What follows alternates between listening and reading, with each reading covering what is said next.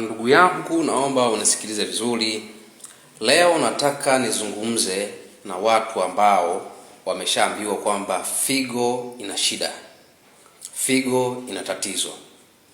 Wale watu ambao wameshaambiwa, wamepima vipimo hospitalini pasipokuwa na shaka, wakaambiwa kwamba kwenye figo kuna mawe, kwenye figo kuna mawe, kwenye kibofu kuna mawe.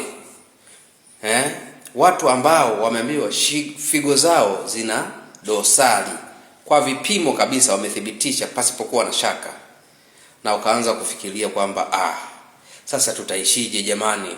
Matibabu ya figo ni gharama kubwa sana, na pengine wewe kupata mtu wa kukudonate figo ni vigumu. Upendwe katika jamii kwa sababu ya kiburi chako. Sasa watu hawawezi kukupa figo, unaanza kuhaha, hujui cha kufanya. Au pengine hata kwenye jamii uko vizuri, lakini kupata mtu wa kukupa figo, ndugu yangu, ni mtihani. Unaweza kuwa na hela na bado figo ukafanyaje? Ukaikosa. Na mtu ana figo zake mbili hawezi kukupa moja. Ni bora afe nazo. Hivyo hivyo watu wana roho. Kila mtu ana roho anayoijua yeye mwenyewe. Sasa kama una changamoto ya figo, umeshahakikishiwa hospitalini, sio yale ya kuambiwa. Mimi nataka umeshathibitisha hospitalini kwamba figo yako ina shida, figo yako ina mawe, kwenye kibofu una mawe, na hujui ni nini cha kufanya. Pengine umeshahangaika hospitali mbalimbali, hujapata dawa ya kukusaidia hilo tatizo kuisha. Sasa naongea na wewe, naomba utulie, usikilize ni nini suluhu ya hilo tatizo lako. Unaujua mgomba wa aina yoyote, ukiwa na ndizi yake ile, ule mkungu ule, kuna lile ua la ndizi, ua lile wengine tunaita toto la ndizi, na kwa la rangi jekundu hivi. Tangulia ua hivi, afu baadaye ndo mgomba ule unatengeneza ndizi yake. Sasa lile toto lake lile ua la ndizi lile, kama ukishindwa kulielewa, Google toto la ndizi, litakuja picha yake pale. Unaona lile toto lake. Sasa chukua bwana lile, kata vipande vidogo vidogo, nusu ya lile toto lile. Ukishakata vipande vidogo vidogo, chemsha kwenye maji. Ukishachemsha yakiwa ya uvuguvugu, chuja vizuri.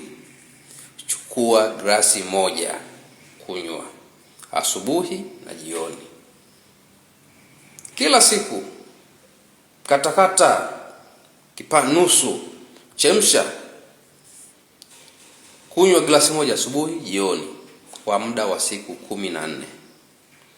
Alafu rudi kwa yule daktari wako aliyekwambia unatakiwa kubadilishiwa figo, aliyekwambia kwamba kwenye figo kuna mawe, aliyekwambia kwamba figo yako ina shida, akupime tena. Angalie creatinine, angalie vitu gani, lactate acid, vitu vingi angalie, aone kama atavikuta. Hawezi kukuta hata kimoja. Hiyo ndo kiboko ya matatizo ya figo. Sasa kuna wewe ambaye figo yako wala hata haina shida, lakini unataka tu kuimarisha ili iwe nzima, isije kapata changamoto, iwe fiti. Fanya hivyo, ila kunywa mara moja kwa siku, angalau hata kwa siku 7. Fanya hivyo angalau kwa mwaka hata mara 3. Mimi nakwambia ugonjwa wa figo utausikia kwenye historia na kwenye taarifa za habari na kwenye siku za kuadhimisha ugonjwa wa figo duniani. Basi au Janabi akiwa anaongea, utakuwa fiti kama chuma cha reli, kama nilivyo mimi babu yako. Au unanionaje? Fundisha wenzio dogo. Vimba. Hiyo ndio tiba sahihi sasa mimi nakupa babu yako.